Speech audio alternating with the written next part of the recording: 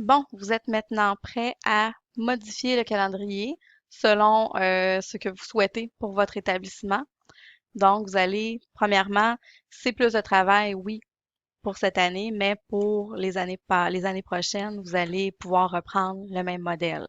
Donc, si vous souhaitez retirer la partie du bas, qui était peut-être plus informatif pour les employés, vous sélectionnez à partir de la ligne début et fin des jours de classe, puis vous descendez jusqu'au 30 septembre, puis vous faites supprime sur le clavier.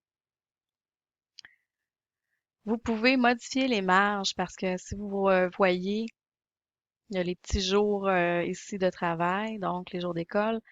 On peut aller sur l'onglet Mise en page, marge, donc le bouton marge à gauche complètement, et vous pouvez même mettre les marges étroites. Ça va réajuster. Donc maintenant, c'est la modification un peu à la miette.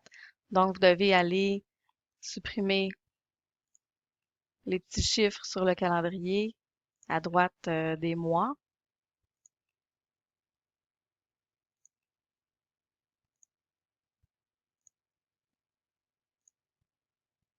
comme ça ici. Vous pouvez rajouter des lignes. Donc devant calendrier 2016-2017, on pourrait insérer ou retirer des espaces. Vous pourriez venir rajouter dans Insertion,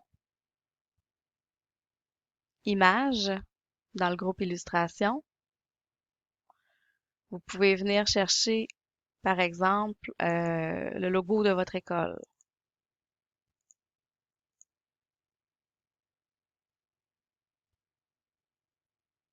On l'ajuste en sélectionnant un carré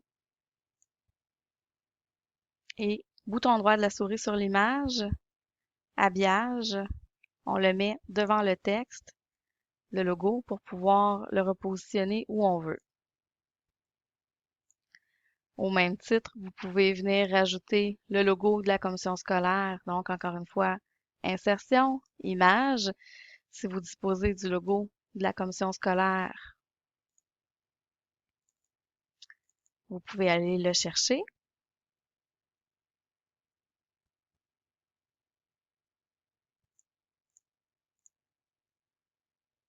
Encore une fois, clic droit sur l'image, habillage et devant le texte.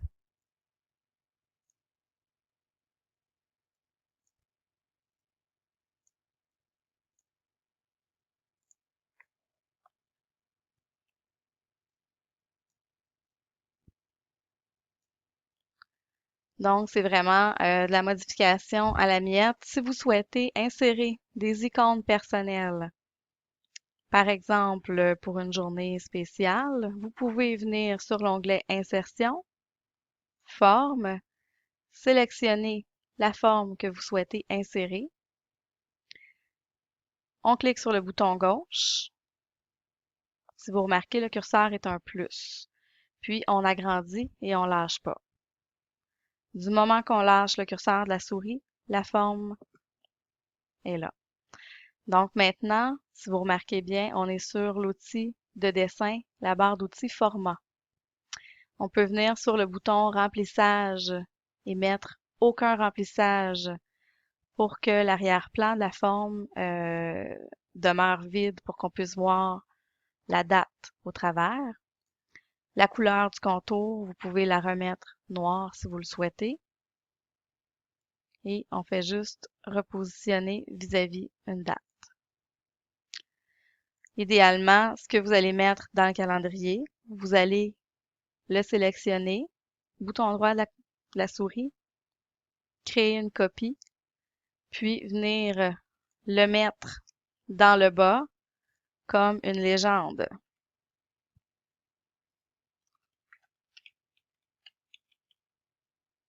Et voilà. Si vous souhaitez insérer une couleur dans une case, parce que ce calendrier-là est sous forme de tableau, on sélectionne une case. Donc, je vais zoomer.